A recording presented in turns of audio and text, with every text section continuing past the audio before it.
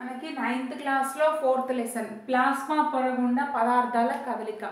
అసలు ప్లాస్మా పొర గుండా పదార్థాల కదలిక అంటే ప్లాస్మా పొర ద్వారా ఏ ఏ పదార్థాలు కదలిక జరుగుతాయి, దేనికి పర్మిట్ ఇస్తుంది, అంటే ఏ పదార్థాన్ని తన గుండా కణం లోపలికి రానిస్తుంది, ఇవన్నీ మనం ఇందులో చూస్తాం. ఓకేనా.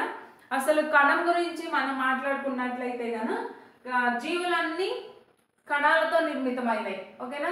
జీవులన్నీ కణాల చేత నిర్మితం. ఇది మనం ఆల్రెడీ మాట్లాడుకున్న అంశమే. జీవులన్నీ కణాలచే నిర్మితం.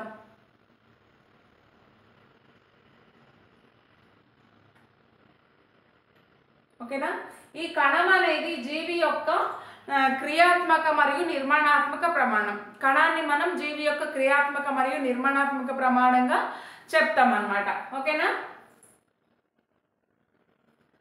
కణము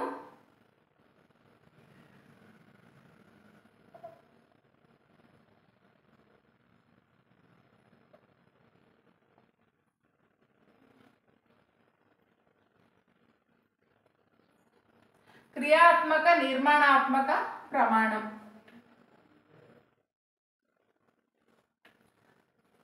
కణం జీవి యొక్క క్రియాత్మక మరియు నిర్మాణాత్మక ప్రమాణం. ఓకేనా.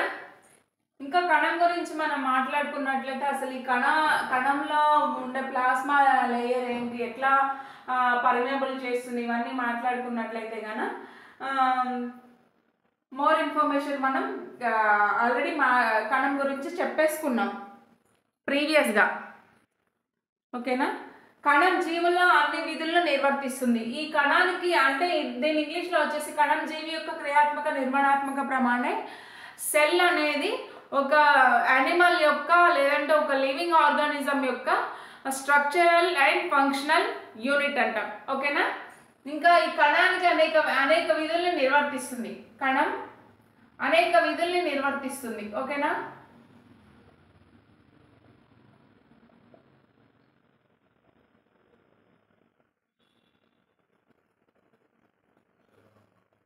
కణం అనేది అనేక విధుల్ని నిర్వర్తిస్తుంది అన్నమాట. ఓకేనా. ఇన్ని విధుల్ని నిర్వర్తించడానికి కణానికి ఏం కావాలంటే గ్లూకోజ్ వంటి ఘన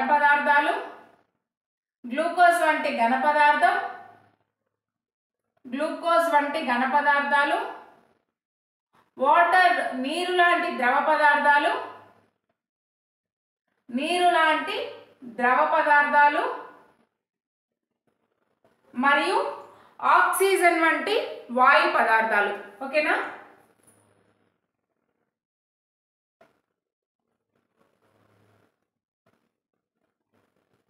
ఆక్సిజన్ వంటి వాయు పదార్థాలు.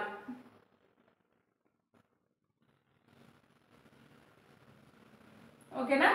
ఈ మూడో అవసరం అన్నమాట. గ్లూకోజ్ లాంటి ఘన పదార్థం కావచ్చు, వాటర్ లాంటి ద్రవ పదార్థం కావచ్చు, లేదంటే మనకి నెక్స్ట్ ఆక్సిజన్ లాంటి గ్యాస్ కావచ్చు, అంటే ఆక్సిజన్ లాంటి వాయు పదార్థాలు కావచ్చు. కణం దాని విధులను అది నిర్వర్తించడానికి ఈ పదార్థాలన్నీ దానికి అవసరం అవుతాయన్నమాట. ఓకేనా. ఇంకా మనం పదార్థం కణంలోకి ఎలా ప్రవేశిస్తుంది అనే దాని గురించి మాట్లాడుకున్నట్లయితే ఇప్పుడు ఫర్ ఎగ్జాంపుల్ కణం ఆక్సిజన్ ఉందండి. ఆక్సిజన్ కణం లోపలికి ప్రవేశిస్తుంది, CO2 కణం బయటికి. ఓకేనా. ఇట్లా ఇది కణం లోపలికి ప్రవేశిస్తే CO2 అనేది కణం బయటికి ప్రవేశిస్తుంది. ఓకేనా. గ్లూకోజ్ కూడా మనకి అవసరమైంది, కణం లోపలికి ప్రవేశిస్తుంది. ఇంకా ప్రోటీన్స్ మనకి అవసరమైనవి కణం లోపలికి ప్రవేశిస్తాయి. విటమిన్స్ ఖనిజ లవణాలు. ఓకేనా. వైటమిన్స్, మినరల్స్ ఇవన్నీ మనకి కణంలోకి ప్రవేశించేవి. కణం బయటికి ప్రవేశించేవి ఏంటి అంటే కార్బన్ డైఆక్సైడ్ కావచ్చు, ఇంకా వ్యర్థ పదార్థాలు, nitrogenous waste materials. Carbon dioxide మరియు నైట్రోజనస్ వేస్ట్ మెటీరియల్స్ అనేవి బయటికి వెళ్ళిపోవడం జరుగుతుంది. కణం లోపలికి ప్రవేశించే పదార్థాలు కొన్ని అయితే కణం బయటికి ప్రవేశించే పదార్థాలు కొన్ని అన్నమాట. ఇవన్నీ అసలు లోపలికి ప్రవేశించడం కానీ బయటికి వెళ్ళిపోవడం కానీ దేని ద్వారా జరుగుతుందంటే పదార్థాల కదలిక అనేది జరుగుతుంది ప్లాస్మా పొర గుండా. ఓకేనా. ప్లాస్మా పొర అనేది దేన్ని లోపలికి రానివ్వాలి, దేన్ని బయటికి పంపించాలి, దేన్ని అసలు ఎలో చేయొద్దు అనే దానికి ప్లాస్మా పొర చూసుకుంటుంది. సో అందుకే మనం ప్లాస్మా పొరని ఏమంటామంటే సెలెక్టివ్లీ పర్మియబుల్ మెంబ్రేన్ అంటాం, లేదంటే వరణాత్మక త్వచం, వరణాత్మక కాదు, విచక్షణ పారగమ్య త్వచం అంటాం. విచక్షణ పారగమ్య త్వచం అని అనడానికి రీజన్ ఏంటి అంటే ఏదైతే మన బాడీకి మన కణానికి అవసరమో దాన్ని మాత్రమే మన బాడీలోకి ఎలో చేస్తుంది, ఏదైతే మనకు అవసరం లేదో దాన్ని మన బాడీకి లోపలికి రానిదన్నమాట. ఓకేనా. ఇంకా మనకి ఇక్కడ ఏమి ఇచ్చారంటే చక్కెర ద్రావణం తయారీ ఇచ్చారు. చక్కెర ద్రావణం తయారీ. ఓకేనా. చక్కెర ద్రావణం తయారీ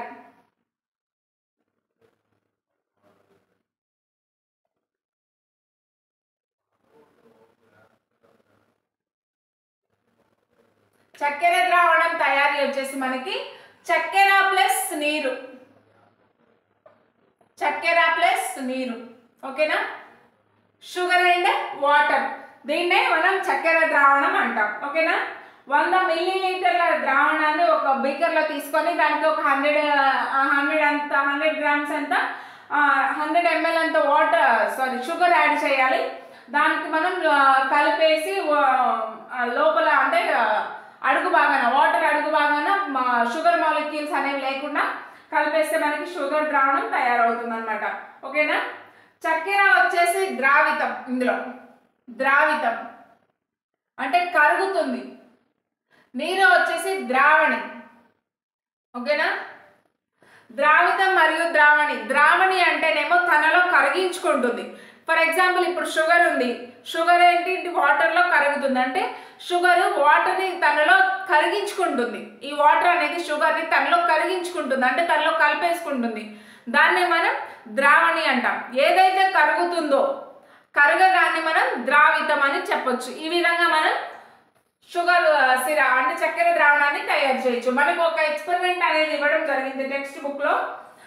ఒక 3 బీకర్స్ ఉన్నాయనుకోండి, 3 బీకర్స్ తీసుకున్నాం. 3 beakers, sorry size difference I think so.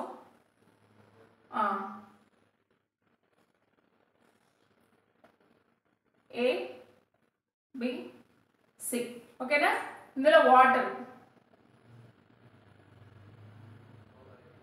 Water same quantity 100 ml of water అనుకోండి. ఈ 3 బీకర్స్లో కూడా 100 ml ఆఫ్ వాటర్ మనం తీసుకున్నాం.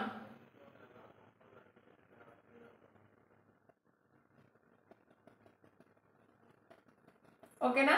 100 ml వాటర్, 100 ml వాటర్, ఇందులో కూడా 100 ml వాటర్. ఓకేనా. ఈ 100 ml వాటర్ ఏం చేద్దామంటే మనం దీనిలో 1 స్పూన్ షుగర్ వేద్దాం, 1 స్పూన్ షుగర్. దీనిలో 2 స్పూన్స్ ఆఫ్ షుగర్ వేద్దాం, దీనిలో 2 స్పూన్స్, దీనిలో 3 స్పూన్స్ వేద్దాం. దీనిలో ఏది ఎక్కువ గాఢత అంటే ఎక్కువ కాన్సన్ట్రేషన్ గల ద్రావణం ఏది అంటే మనం సి అని చెప్పొచ్చు, అధిక గాఢత. అధిక గాఢత. ఏది అతి తక్కువ గాఢత ఉన్న ద్రావణం అని చెప్తే మనం ఏ అని చెప్పొచ్చు, తక్కువ గాఢత. తక్కువ గాఢత ఏని మనం ఇప్పుడు ఫస్ట్ ఇది ఉంది కదా ఏ, దీన్ని మనం ఎక్కువ గాఢతకి తీసుకురావచ్చా అని మనకి చూస్తే కదా దీనిలో ఇంకొంచెం ఒక 2 స్పూన్స్ షుగర్ యాడ్ చేసినాం అనుకో ఏమవుతుంది, ఇది కూడా అధిక గాఢత అయిపోతుంది. వాటర్ని యాడ్ చేయొద్దు, ఓన్లీ మనం షుగర్ని యాడ్ చేయాలి. అధిక గాఢ ద్రావణం గల దీన్ని మార్చవచ్చా అని మనకి క్వశ్చన్ అనమాట. అధిక గాఢత గల ద్రావణంగా దీన్ని మార్చవచ్చా అని అంటే ఎస్ అఫ్ కోర్స్ మార్చవచ్చు. దీనికి ఒక 2 స్పూన్, ఆల్రెడీ 1 స్పూన్ ఉంది కదా, 2 స్పూన్స్ ఆఫ్ షుగర్ యాడ్ చేస్తే ఇది అధిక గాఢత గల ద్రావణంగా మారుతుంది, అంటే హై కాన్సన్ట్రేటెడ్ ద్రావణంగా మారిపోతుంది అనమాట. ఇప్పుడు ఇది ఉంది కదా అధిక గాఢత గల ద్రావణం, దీన్ని మనం అల్ప గాఢత గల ద్రావణంగా మార్చొచ్చా అని కనుక క్వశ్చన్ వేసుకుంటే ఎస్ అఫ్ కోర్స్ మార్చొచ్చు. ఎలా అంటే దీనికి కొంచెం వాటర్ యాడ్ చేయాలి. వాటర్ యాడ్ చేస్తే దీనిలో ఉన్న కాన్సన్ట్రేషన్ అనేది తగ్గిపోతుంది, అంటే గాఢత తగ్గిపోతుంది వాటర్ ఎక్కువ వేయడం వల్ల. ఓకేనా. ఇట్లా మనకి చక్కెర ద్రావణం గురించి ఎక్స్పెరిమెంట్స్ అనేవి ఇవ్వడం జరిగింది. ద్రావణం యొక్క గాఢతను పెంచడం తగ్గించడం ఓకేనా అనే దాని గురించి మనకి ఎక్స్పెరిమెంట్ ఇవ్వడం జరిగింది.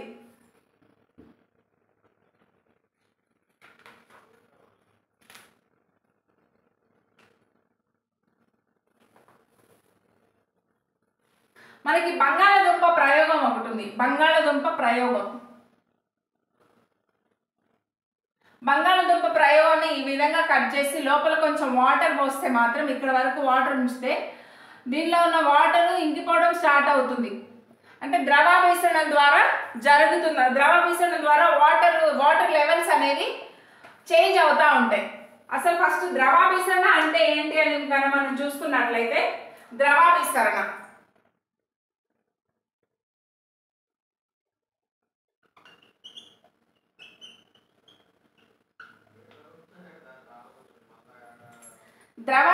గురించి మనం చూసుకుంటే, తక్కువ గాఢత గల ద్రావణం ఎక్కువ గాఢత గల ద్రావణం వైపుకి ప్రవహించడం అన్నమాట.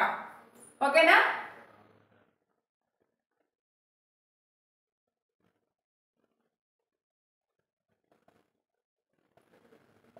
తక్కువ గాఢత గల ద్రావణం ఎక్కువ గాఢత గల ద్రావణం వైపుకి ఎక్కువ గాఢత గల ద్రావణం వైపుకి ప్రవహించడం.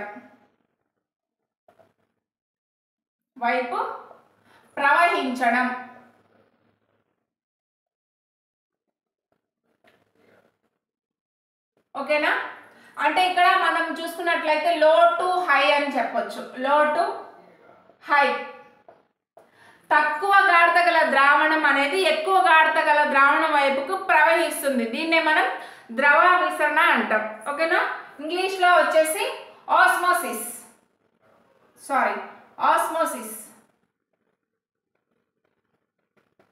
ఓకేనా? ఈ ఆస్మోసిస్ అనేది ఏ విధంగా జరుగుతుందంటే, గాఢత తక్కువ గల ద్రావణం వైపు నుంచి ఎక్కువ గాఢత గల ద్రావణం వైపుకి ప్రవేశిస్తుంది అనమాట. ఓకేనా? దీన్నే మనం ఆస్మోసిస్ అని అంటాం. గ్రీకు భాషలో ఆస్మోసిస్ అంటే నెట్టడం అని అంటాం.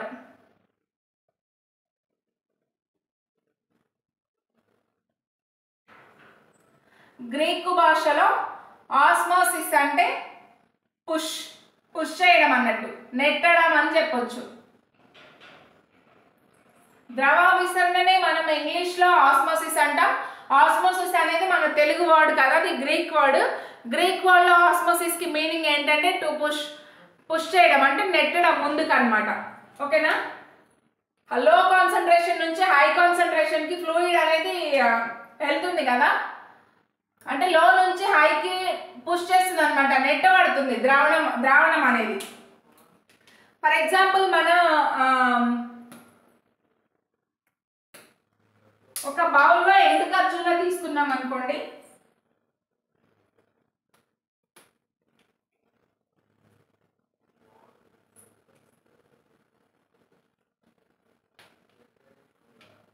ఒక బౌల్లో మనం ఎండు ఖర్జూర కనుక తీసుకున్నట్లయితే, డ్రై ఖర్జూర, డ్రై డేట్,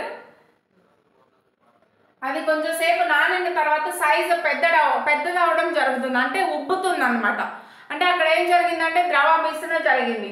ఆ డేట్లో అంటే ఆ ఖర్జూరాలో కాన్సన్ట్రేషన్ ఎక్కువ ఉంది, బయట మామూలు వాటర్లో కాన్సన్ట్రేషన్ తక్కువ ఉంది.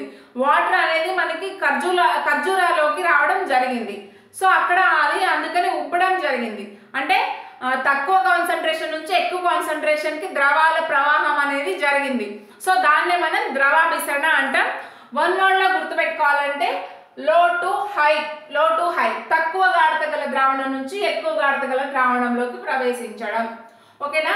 ఇంకొక ప్రయోగం ఏం చూద్దామంటే, ఎగ్ ఉంది కదా, ఎగ్ మనం ఎక్కువ సాల్ట్ వేసిన వాటర్లో కనుక వేస్తే ఎగ్ పైకి తేలుతుంది. ఓకేనా? ఎగ్ అనేది పైకి తేలడం జరుగుతుంది. ఓకేనా? అది కూడా ద్రవాభిసరణకి ఒక కారణం అన్నమాట. మళ్ళీ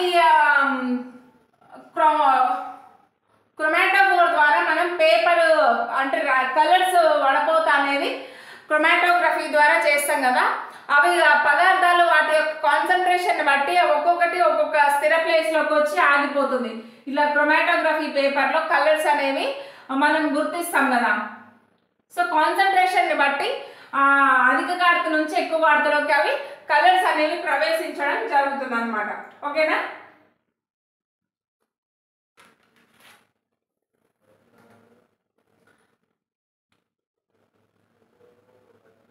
ఏ పదార్థాలైనా తన ద్వారా అనుమతించడాన్ని పర్మియబిలిటీ అంటారు. ఓకేనా.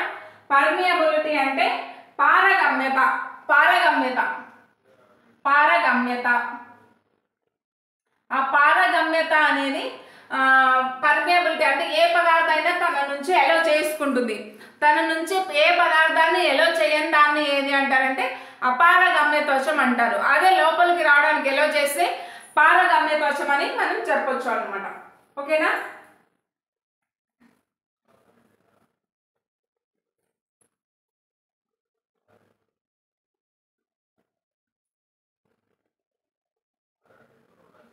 మనం సాల్ట్ వాటర్లో వేసిన గుడ్డు కొంచెం స్ట్రింక్ అయినట్టు కనిపిస్తుంది. దానికి రీజన్ ఏంటి అని అనుకుంటే కనుక అది లోపల సాల్ట్ ద్రావణం ఎక్కువ కాన్సన్ట్రేషన్ ఉంటుంది. కొంచెం గుడ్డు స్ట్రింక్ అవుతుంది మనకి ఉడకబెట్టిన గుడ్డు. ఎందుకంటే సాల్ట్ వేసి వాటర్లో సాల్ట్ వేసి అందులో ఎగ్స్ వేసి మనం ఉడకబెడతాం కదా. సాల్ట్ వాటర్కి అనేది హై కాన్సన్ట్రేషన్ ఉంటుంది లోపల ఎగ్ కంటే. సో అందువల్ల లోపల ఉన్న లవణాలు కావచ్చు, ఏమైనా వేరే ద్రావణాలు కావచ్చు, లోపల నుంచి బయటకు అనేది వస్తాయి, మనకి సాల్ట్ ద్రావణంలోకి వచ్చేస్తాయి అన్నమాట. ఓకేనా.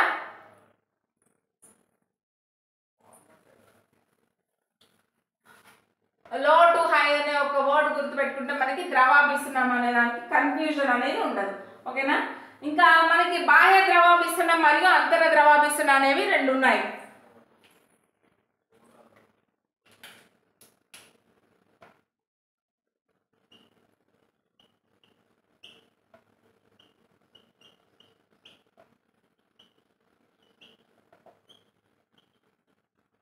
బాహ్య ద్రవాభిసరణ అంటే పదార్థాల కదలిక అనేది బయటకు జరుగుతుంది.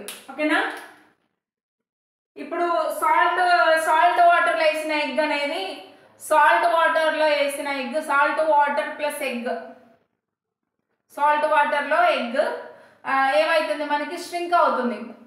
ఎగ్ చిన్నగా అవుతుంది ఉడికిన తర్వాత, చిన్నగా అవుతుంది ఆఫ్టర్ బాయిలింగ్.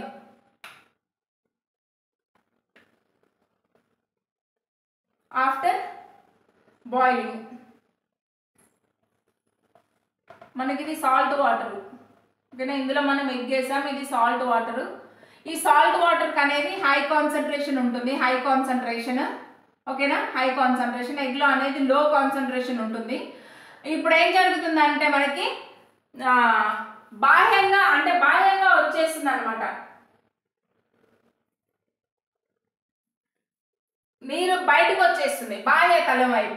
ఇందులో ఉన్న నీరు కావచ్చు, ఇంకేమైనా ద్రావణాలు లోపల ఉన్నది బయటకు వచ్చేస్తుంది. ఎందుకంటే బయట హై కాన్సన్ట్రేషన్ ఉంది, గుడ్డు లోపల లో కాన్సన్ట్రేషన్ ఉంది. బయట హై కాన్సన్ట్రేషన్ ఎందుకు ఉంది అంటే ఇక్కడ సాల్ట్ కలిపామన్నమాట. ఆ వాటర్లో మనం సాల్ట్ యాడ్ చేసాం కాబట్టి అక్కడ కాన్సన్ట్రేషన్ ఎక్కువ ఉంది. సో ఇట్లా బయటికి రావడాన్ని బాహ్య ద్రవాభిసరణం అంటారు. ఇంకోటి వచ్చేసి మనకి అంతర ద్రవాభిసరణ.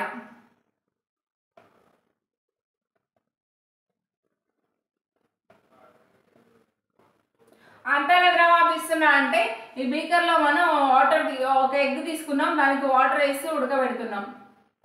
ఎగ్ ఏంటంటే ఉప్పుతుంది, కొంచెం సాల్ట్ వేయకపోతే ఎగ్ ఉప్పుతుంది అనమాట. ఎందుకంటే ఇక్కడ లో కాన్సన్ట్రేషన్ ఉంది, నార్మల్ వాటర్ లో కాన్సన్ట్రేషన్ ఉంది, ఇక్కడ హై కాన్సన్ట్రేషన్ ఉంది. ఇక్కడ హై కాన్సన్ట్రేషన్ అనేది ఉండడం జరుగుతుంది. అందువల్ల ఇక్కడ ఏమవుతుందంటే బయట ఉన్న వాటర్ గుడ్డు లోపలికి వెళ్ళిపోవడం వల్ల, అంటే తక్కువ గాఢత నుంచి అధిక గాఢత, అంటే గుడ్డులో అధిక గాఢత ఉంది, బయట వాటర్లో తక్కువ గాఢత ఉంది. ఎందుకంటే అది సాల్ట్ లేదు, నార్మల్ వాటర్తో ఎగ్ని పోలిస్తే ఎగ్లోనే హై కాన్సన్ట్రేషన్ ఉంటుందని చెప్పొచ్చు. సో దట్స్ వై మనకి బయట ఉన్న నీరు లోపలికి వెళ్ళిపోవడం వల్ల గుడ్డు ఉప్పుతుంది, కొంచెం పెద్దగా అవుతుంది. మనం అప్పుడప్పుడు ఎగ్స్ పగిలిపోవడం కూడా అబ్జర్వ్ చేయొచ్చు. ఎగ్ బాయిల్ చేసేటప్పుడు సాల్ట్ వేయకుండా ఉడకబెట్టి చూడండి, సాల్ట్ వేసి ఉడకబెట్టి చూడండి.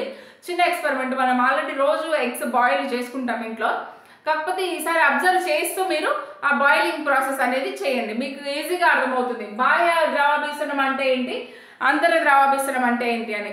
ఓకేనా, దీన్ని మనం అంతర ద్రవాభిసరణం అంటాం. అంటే బయట ఉన్న ద్రావణం అనేది లోపలికి ప్రవేశిస్తుంది కాబట్టి దీన్ని అంతర ద్రవాభిసరణం అంటారు. ఓకేనా, ఇది ద్రవాభిసరణం, బాహ్య మరియు అంతర ద్రవాభిసరణాల గురించి. అసలు ద్రవాభిసరణం యొక్క ప్రాముఖ్యత ఏంటని కనుక మనం చూసినట్లయితే, ద్రవాభిసరణ ఎందుకు జరగాలి, ద్రవాభిసరణ ప్రాముఖ్యత ఏంటి, అసలు ద్రవాభిసరణ నీడ్ ఆఫ్ ఆస్మోసిస్ కనుక చూసినట్లయితే మనకి మొక్కల వేర్లలోకి నీరు ప్రవేశిస్తుంది, మొక్కలకి వేర్ల నుండి నీరు ప్రవేశిస్తుంది, కణాల మధ్య నీరు ప్రవహిస్తుంది, పత్ర రంధ్రాలు మూసుకోవడం తెరుచుకోవడంలో పాత్ర వహిస్తుంది, మొక్కల్లో నీరు లవణాల కదలికలకు సహాయపడుతుంది, రక్తంలో మలినాలు వడపోయడానికి సహాయపడుతుంది, మన శరీరంలో కావలసిన నీరు లవణాలు పునఃశోషణ చేసుకోవడానికి ఉపయోగపడుతుంది అన్నమాట. ఓకేనా, ఇప్పుడు మనకి సాయిల్లో వాటర్ ఎక్కువ ఉంటుంది, అందులో లవణాలు మినరల్స్ అన్నీ ఉంటాయి. ఆ వాటర్ అనేది రూట్స్ అబ్జర్వ్ చేసుకుంటాయి, ఎందుకంటే రూట్స్లో తక్కువ కాన్సన్ట్రేషన్ ఉంటుంది, మన సాయిల్లో ఉన్న వాటర్లో వచ్చేసి హై కాన్సన్ట్రేషన్ ఉంటుంది. దట్స్ వై మనకి ఆ రూట్స్ అనేవి అబ్జర్వ్ చేసుకుంటాయి అన్నమాట. ఇంకొచ్చేసి మనకి బ్లడ్లో మలిన పదార్థాలు ఉన్నప్పుడు దాని కాన్సన్ట్రేషన్ ఎక్కువగా ఉంటుంది. కాన్సన్ట్రేషన్ ఎక్కువగా ఉండడం వల్ల బయట మళ్ళీ వేరే ద్రావణంలోకి అవి ప్రవహించడం వల్ల బ్లడ్ని మనం ప్యూరిఫై చేయొచ్చు అనమాట.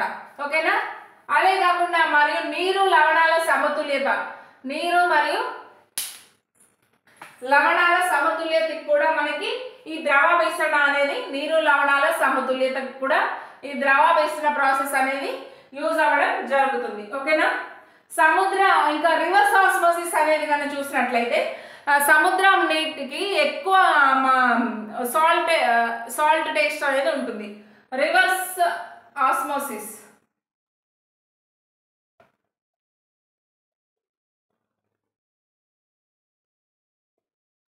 సముద్రపు నీటిలో ఎక్కువ సాల్ట్ అనేది ఉంటుంది, అవి మనకి తాగడానికి యూజ్ కావు. దాని మీద అధిక పీడనం, నీటి మీద అధిక పీడనం కనుక కలిగించినట్లయితే, అధిక పీడనం కలిగిస్తే ఆ సముద్రంలోని ఉప్పు మొత్తం బయట మంచినీళ్ళలోకి వెళ్ళిపోతుంది, అట్లా అవి ప్యూర్ అవుతాయి అన్నమాట. ఓకేనా, దీన్నే మనం రివర్స్ ఆస్మోసిస్ అని అంటాం. ఇంకొచ్చేసి మనకి ద్రవాభిసరణ కంప్లీట్ అయింది. ఇప్పుడు వ్యాపనం అనేదాన్ని చూద్దాం. వ్యాపనం నథింగ్ బట్ డిఫ్యూజన్.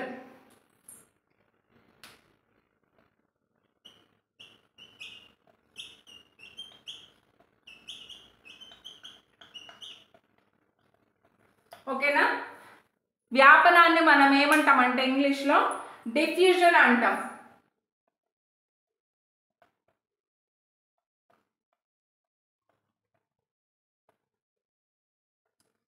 డిఫ్యూజన్. ఓకేనా, ఎందుకు డిఫ్యూజన్?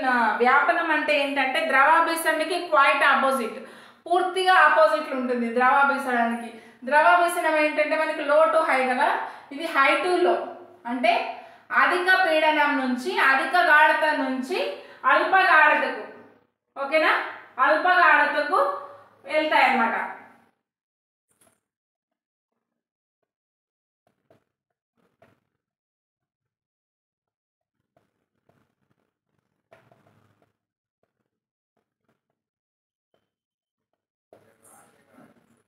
అధిక గాఢత నుంచి అల్ప గాఢతకు పదార్థాల రవాణా జరిగితే దాన్ని వ్యాపనం అంటారు. మనకి చిన్న క్లాసులో వచ్చేసి ఓన్లీ ద్రవాభిసరణం అనేది ఎక్కువగా చదువుకున్నాం. ద్రవాభిసరణం కాకుండా పదార్థాల రవాణా జరిగే ప్రాసెస్ ఏదైనా ఉంది అంటే అది డిఫ్యూజన్, వ్యాపనం అని చెప్పొచ్చు అనమాట. ఫర్ ఎగ్జాంపుల్ ఇక్కడ ఒక సెంట్ బాటిల్ ఉంది అనుకోండి,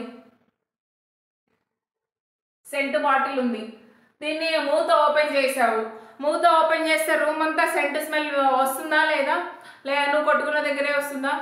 ఇక్కడ హై కాన్సన్ట్రేషన్ ఉంది. సెంట్ బాటిల్ అనేది high concentration, cent bottle, perfume bottle. ఓకేనా, ఇది రూమ్ అంతా స్ప్రెడ్ అవుతుంది, పర్ఫ్యూమ్ అనేది మన రూమ్ అంతా స్ప్రెడ్ అవుతుంది, రూమ్లో అంతా వస్తుంది. ఓకేనా, దీని నుంచి స్మెల్ అనేది ఒకసారి స్ప్రే చేస్తే కనుక స్మెల్ అనేది రూమ్ అంతా స్ప్రెడ్ అవుతుంది. సెంట్ బాటిల్లో హై కాన్సన్ట్రేషన్ ఉంది. ఓకేనా, అది రూమ్ మొత్తం వ్యాపించింది అనమాట.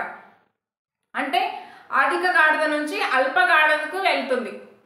ఇప్పుడు అంత గ్యాస్ని ఒకటే ఇంత చిన్న సీసాలో ప్రెస్ చేసి ఉంచి నిల్వ చేశారంటే హై కాన్సన్ట్రేషన్ కదా, దాన్ని ప్రెస్ చేసినప్పుడు మనం పర్ఫ్యూమ్ కొట్టుకున్నప్పుడు రూమ్ అంతా వ్యాపిస్తుంది, గాల్లో కలిసిపోతుంది.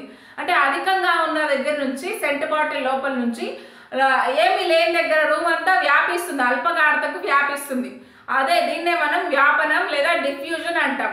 ఓకేనా, హై టు లో, అధిక గాఢత నుంచి అల్పగాఢతకు. ఓకేనా, మనం ఇంట్లో అగరబత్తిలు వెలిగించుకున్నా కూడా మనకి దాన్ని అబ్జర్వ్ చేయొచ్చు. పొగ స్టార్ట్ అవ్వగానే మనకి రూమ్ అంతా స్ప్రెడ్ అయిపోతుంది అనమాట స్మెల్. ఓకేనా, వాయువుల్లో కనిపిస్తుంది, ద్రవ పదార్థాల్లో కనిపిస్తుంది వ్యాపనం. ఓకేనా, KMnO4 కాఫీ పొడి, ఫర్ ఎగ్జాంపుల్ ఇది కాఫీ పెడుతున్నాం అనుకోండి, వాటర్లో కాఫీ పొడి వేసారు, వాటర్లో కాఫీ పొడి వేయగానే కలర్ అంతా చేంజ్ అవుతుందా లేదా? ఫస్ట్ కలర్ డార్క్ కాఫీ కలర్లోని, తర్వాత పాలల్లో అంతా వాటర్లో అంతా కలిసిపోయి చేంజ్ అవుతుందా లేదా? అది కాకుండా కాపర్ సల్ఫేట్ వాటర్లో వేసినా కూడా మనం వేసినప్పుడు కింద అడుగున ఒక పడి అది గ్లాస్ అంతా స్ప్రెడ్ అవుతుంది, కలర్ చేంజ్ అయితే. Copper sulphate KMnO4 pink colour glass మొత్తం వ్యాపిస్తుంది. ఓకేనా, అంటే ఇదంతా హై టు లో, వన్ వర్డ్లో చెప్పుకోవాలంటే హై టు లో. ఓకేనా, ఇదన్నమాట మనకి వ్యాపనం. ఓకేనా, ద్రవ పదార్థాలను వాయు పదార్థాలను కనిపిస్తుంది. థామస్ గ్రాహం అనే భౌతిక రసాయన శాస్త్రవేత్త స్కాట్లాండ్కు చెందిన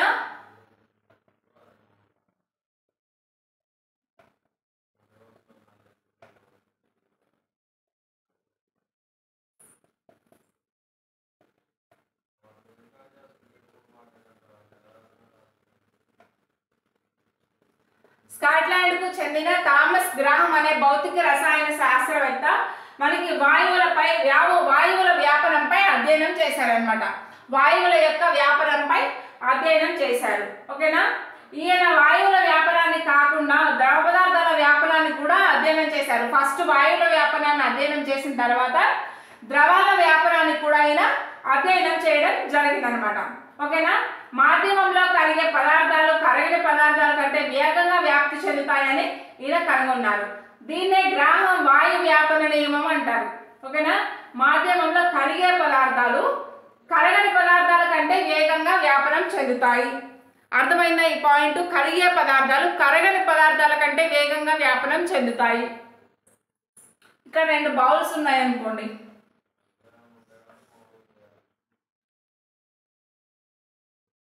గ్యాస్ ఫిల్ చేస్తుంది, ఏదైనా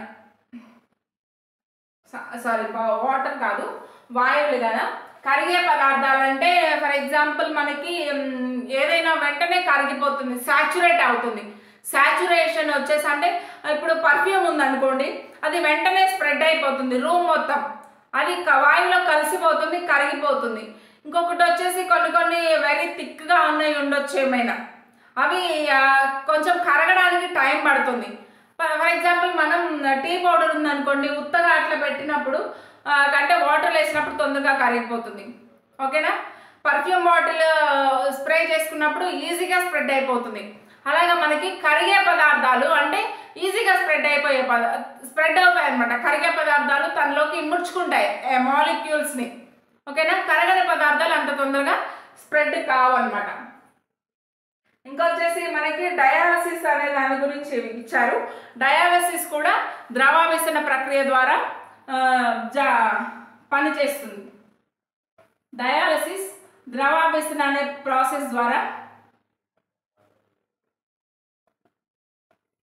డయాలసిస్ అనేది కిడ్నీ ఫెయిల్యూర్ పేషెంట్స్కి చేసే ప్రక్రియ అనమాట. కిడ్నీ ఫెయిల్ అయిన వాళ్ళకి డయాలసిస్ అనేది చేస్తారు.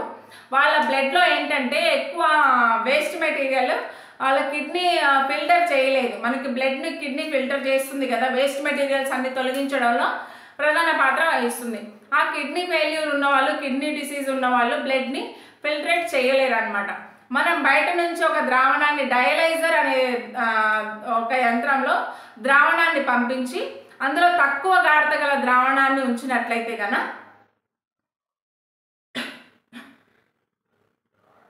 ఎక్కువ గాఢత గల ద్రావణాన్ని అందులో ఉంచినట్లయితే మన బ్లడ్లో తక్కువ గాఢత గల ద్రావణాన్ని ఉంచినట్లయితే మన బ్లడ్ ఆల్రెడీ వేస్ట్ మెటీరియల్స్తో ఉంది కాబట్టి దానిలో గాఢత ఎక్కువగా ఉంటుంది. ఆ బ్లడ్ అనేది కిందకి వెళ్ళిపోతుంది అనమాట. ఓకేనా? సారీ, బ్లడ్ కాదు, బ్లడ్ కంటే ఇంకా ఎక్కువ కాన్సన్ట్రేషన్ ఎక్కువ ఉన్నది మన డైలైజర్ ఫ్లూయిడ్ అనమాట. అందులో అంటే ద్రవ పీసున మనకి లో టు హై కదా, అంటే బ్లడ్లో ఉన్నదానికంటే ఎక్కువ కాన్సన్ట్రేషన్ మనం డైలైజర్ ఫ్లూయిడ్ పంపాలి. అప్పుడు ఏమవుతుంది, బ్లడ్ ఇలా ప్రవహిస్తుంది, కింద డైలైజర్ ఫ్లూయిడ్ ఉంది కదా, ఈ బ్లడ్ అనేది ఇందులో తక్కువ గాఢత ఉంటుంది, తక్కువ గాఢత, డైలైజర్ ఫ్లూయిడ్లో ఎక్కువ గాఢత ఉంటుంది. ఇది ఇక్కడ నుంచి ఇక్కడికి ప్రవేశిస్తుంది అనమాట ద్రవాభిసరణ ద్వారా. ఓకేనా? ప్రవహించడం వల్ల దీనిలో మలినాలు అనేవి తగ్గుతాయి. బ్లడ్లో ఈ మలినాలన్నీ ఇందులో చేరడం జరుగుతుంది. దీన్నే మనం డయాలసిస్ అంటే ఇవి కిడ్నీ ఫెయిల్యూర్స్కి చేస్తారు. ఇంకొచ్చేసి మనకి మీకు సమ్మర్లో ఎక్కువ కూల్ డ్రింక్స్ తాగాలనిపిస్తుంది. ఆ కూల్ డ్రింక్స్ మాత్రం అస్సలు తాగొద్దు. అవి CO2 గ్యాస్తో ఫిల్ చేస్తారు. ప్లస్ షుగర్ని ప్రాసెస్డ్ షుగర్ అనమాట, ఎన్నో స్టేజెస్లో ప్రాసెస్ చేసి అది స్లో పాయిజన్ అని కూడా అంటాం ప్రాసెస్డ్ షుగర్ని మనం. ఓకేనా? అట్లాంటివి అంటే తాత్కాలికంగా అవి చల్లదనాన్ని ఇచ్చినప్పటికీ కూడా అవి చాలా డేంజర్ అనమాట. అండ్ ఆల్సో మనకి ఎక్కువగా ఎండకెళ్ళొచ్చి ఎక్కువ దాహం అనిపిస్తున్నప్పుడు వెంటనే వాటర్ తాగకూడదు. కొంచెం సేపు ఆగి రెస్ట్ తీసుకొని కొంచెంగా వాటర్ తీసుకోవాలి. దాహం వేస్తుంది కదా అని టకటక మాత్రం వాటర్ తాగేసేది. అప్పుడు బ్లడ్ సెల్స్ అనేవి ఆ కాన్సన్ట్రేషన్ని తట్టుకోలేక పగిలిపోయి మనం చనిపోయే ఛాన్స్ ఉంది. సో ఇదండి మనకి ప్లాస్మా పొరగుండా పదార్థాల కదలిక. నెక్స్ట్ మన 5th లెసన్ చెప్పుకుందాం రేపు.